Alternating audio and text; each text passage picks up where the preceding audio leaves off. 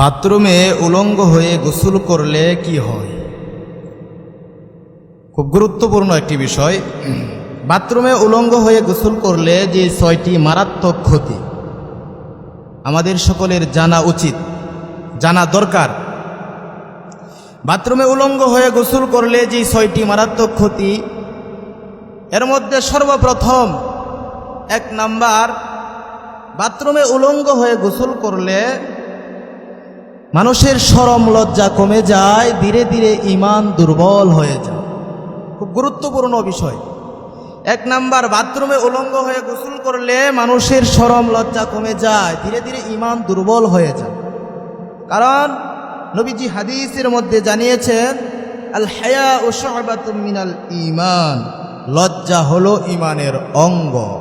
এই জন্য বাথরুমে উলঙ্গ হয়ে গোসল করলে মানুষের শরম লজ্জা কমে যায়, তখন ধীরে ধীরে ঈমান দুর্বল হয়ে যায়। 2 নাম্বার কারণ, বাথরুমে উলঙ্গ হয়ে গোসল করলে শয়তান মানুষের লজ্জাস্থানের দিকে আকৃষ্ট হয় এবং পরে ক্ষতি করা শুরু করে।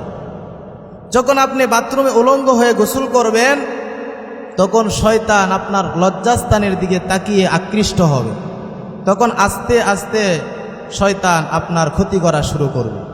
এই জন্য আমরা যারা বাথরুমে উলঙ্গ হয়ে গোসল করি, সাবধান, আজকের পর থেকে আর বাথরুমে উলঙ্গ হয়ে গোসল করব না। বাথরুমে উলঙ্গ হয়ে গোসল করলে আপনার যে মারাত্মক ক্ষতি, 3 নাম্বার বলা হয়, শয়তান খুশি হয়, কিন্তু আমার আল্লাহ বান্দার প্রতি নারাজ হন। কারণ শয়তান যদি আপনার প্রতি খুশি হয়, তাহলে মনে রাখবেন, দুনিয়াতেও আপনি ধ্বংস, আখিরাতেও আপনার ধ্বংস। আর যদি আপনি আল্লাহকে খুশি রাখতে চান, তাহলে বাথরুমে উলঙ্গ হয়ে গোসল করবেন না। বাথরুমে উলঙ্গ হয়ে গোসল করলে শয়তান খুশি হয়, আল্লাহ বান্দার প্রতি নারাজ হন। এই জন্য যদি আপনি বাথরুমে উলঙ্গ হয়ে গোসল না করেন, তাহলে আল্লাহ আপনার প্রতি খুশি হবেন। দুনিয়াতেও আপনি সফল, আপনার মৃত্যুর পরেও আপনি সফল। দুনিয়াতেও সাকসেস, আপনি মৃত্যুর পরেও সাকসেস। আলহামদুলিল্লাহ, দুনিয়াতেও আপনি সুখে থাকবেন, মৃত্যুর পরেও আপনি জান্নাতের মেহমান হয়ে যাবেন। কারণ আল্লাহ আপনার প্রতি খুশি। আল্লাহ খুশি মানে আপনার সব কিছু সহজ করে দিবেন ইনশাআল্লাহ।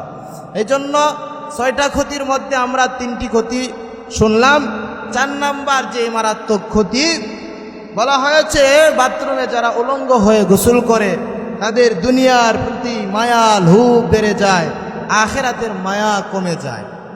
দুনিয়ার লোভ মায়া বেড়ে যাওয়ার ব্যাখ্যা হলো দুনিয়ার গুনাহের প্রতি আকৃষ্ট হয়ে যাওয়া, দুনিয়ার নাফরমানিতে লিপ্ত হয়ে যাওয়া।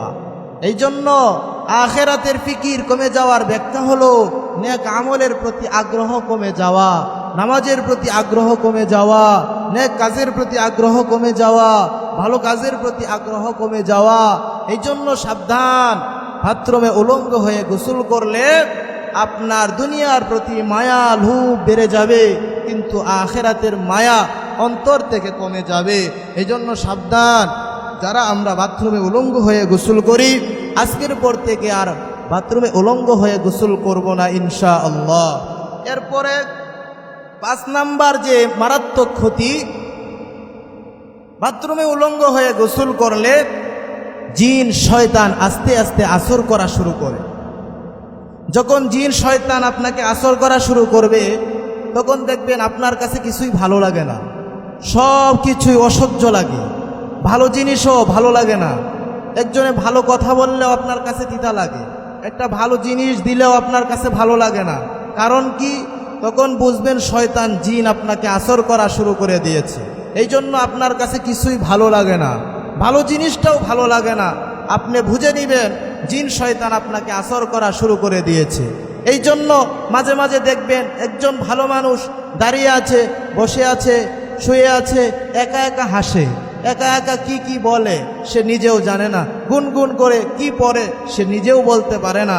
আপনি বুঝে নেবেন তাকে জিন শয়তান আসর করা শুরু করে দিয়েছে। এই জন্য সাবধান, বাথরুমে উলঙ্গ হয়ে গোসল করবেন না। বাথরুমে উলঙ্গ হয়ে গোসল করলে জিন শয়তান আপনাকে আসর করবেই। কারণ বাথরুম হচ্ছে নাপাক জায়গা, আর সেখানে জিন শয়তানের বাসস্থান। জিন শয়তান আপনার ক্ষতি করবে, জিন শয়তান আপনাকে আসর করবে। এই জন্য 6 নাম্বার যে সবচেয়ে বড় মারাত্মক ক্ষতি, বাথরুমে উলঙ্গ হয়ে গোসল করলে মানুষের স্মৃতিশক্তি কমে যা, মানুষের ব্রেন দুর্বল হয়ে যা, মস্তিষ্ক নষ্ট হয়ে যা। তখন মানুষ আস্তে আস্তে পাগল হয়ে যা। তখন তার কাছে দিনও রাত মনে হয়, রাতও দিন মনে হয়। তার কাছে পুরুষও নারী মনে হয়, নারীও পুরুষ মনে হয়। এই জন্য সাবধান ভাই, আপনি যদি ভালো থাকতে চান, আপনি যদি জিন শয়তানের আসর থেকে মুক্ত থাকতে চান, তাহলে আপনি বাথরুমে উলঙ্গ হয়ে গোসল করবেন না। এই 6টা মারাত্মক ক্ষতি থেকে যদি আপনি বাঁচতে চান, তাহলে আপনি বাথরুমে উলঙ্গ হয়ে গোসল করবেন না। যদিও করে থাকেন, আজকে থেকে আপনি তওবা করেন, যতদিন বেঁচে থাকবেন ইনশাআল্লাহ আর কোনোদিন বাথরুমে উলঙ্গ হয়ে গোসল করবেন না। সবসময় আল্লাহকে ভয় করেন যে দুনিয়ার কেউ আমাকে দেখে নাই, কিন্তু আমার আল্লাহ তো আমাকে দেখছেন, আমার আল্লাহ সব কিছু শুনছেন, আমার আল্লাহ সব কিছু দেখতেছেন। এই কথাটা অন্তরের মধ্যে রেখে ইনশাআল্লাহ আজকে থেকে বাথরুমে গোসল করা বন্ধ করে দিবেন। আল্লাহ পাক রব্বুল আলামিন সকলকে এই 6টা কথার উপরে আমল করার তৌফিক দান করেন, আমিন।